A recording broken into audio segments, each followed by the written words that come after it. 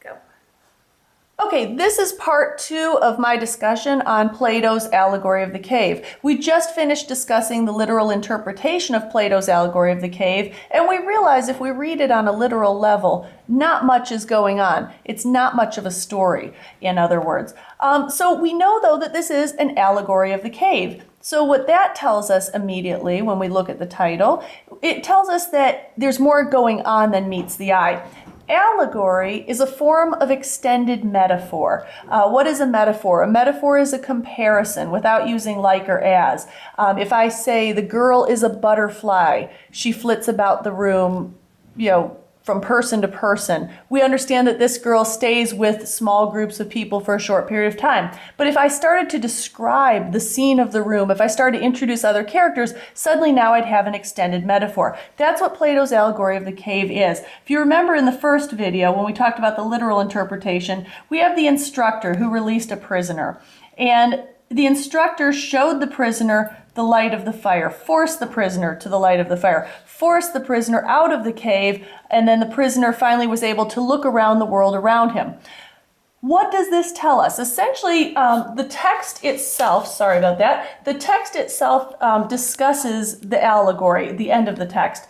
Essentially, on the last page of the text, if you're in my class, that would be page 1200, Socrates says this, "But then if I am right, certain professors of education must be wrong when they say they can put knowledge into the soul which was not there before, like sight into blind eyes.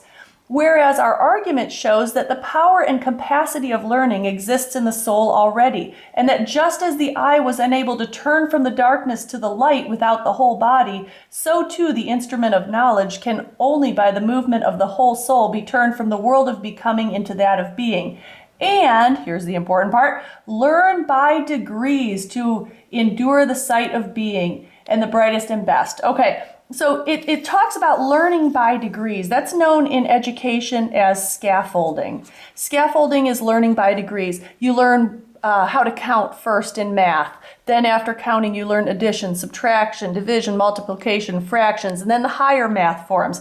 And what we see in Plato's Allegory of the Cave is we see this prisoner learning by degrees. We're learning how the whole soul can become educated bit by bit, precept upon precept.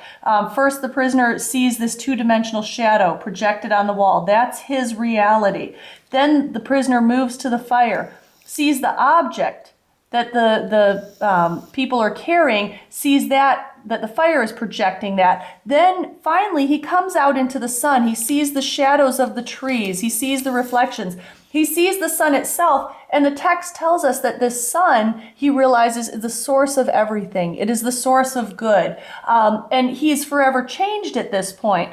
The text goes on to say, and this is where we pick up on some of the prisoner games, when this soul returns back into the cave, he's going to be a changed man. He's not going to fit in with these people anymore because he has a new knowledge. He has a new awareness about life. And we're going to talk about some of the issues of what happens when the prisoner returns. What's this going in and out of the cave in part 3, which is our other issues surrounding the allegory of the cave.